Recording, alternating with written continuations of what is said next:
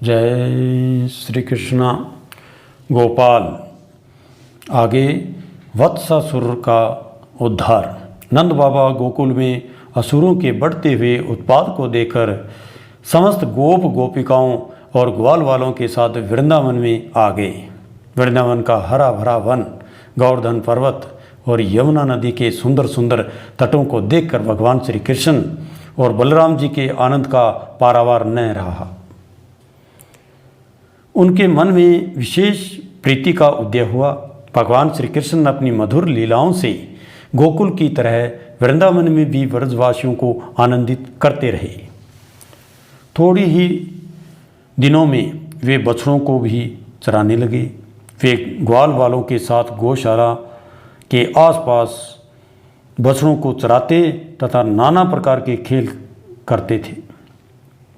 कहीं वे बांसुरी की मधुर तान छेड़ते तो कहीं बंदर,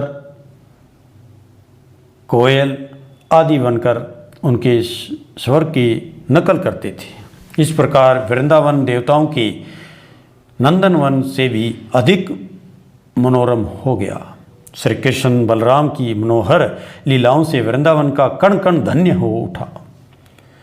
ग्वाल वालों के सौभाग्य का क्या कहना। उन्हें तो भगवान श्री कृष्ण ने अपना सखा बनने का दुर्लभ सौभाग्य दिया था। भगवान श्री कृष्ण की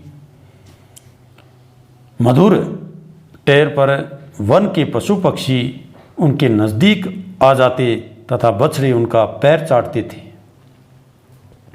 एक दिन श्याम और बलराम अपने प्रेमी ग्वाल वालों के साथ यमुना तट पर बछड़े चरा रहे थे। उसी समय उन्हें मारने के लिए एक महाबलशाली दैत्य आया।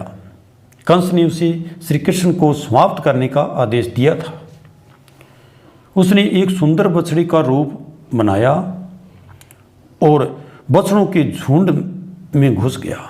वह देखने में इतना सुंदर था कि जो उसे देखता वही मुग्ध हो जाता था। उसका नाम वत्सासुर था। जब भगवान श्री कृष्ण ने देखा कि वत्सासुर सुंदर बछड़े का रूप बनाकर बछड़ों के बीच घुस रहा है तो वे बलराम जी को संकेत से समझाते हुए धीरे धीरे उसके पास पहुंच गए। वत्सासुर ने सोचा श्री कृष्ण मुझे पहचान नहीं रहे हैं और सुंदर बछड़ा समझकर स्वयं मृत्यु के मुख में चले आ रहे हैं।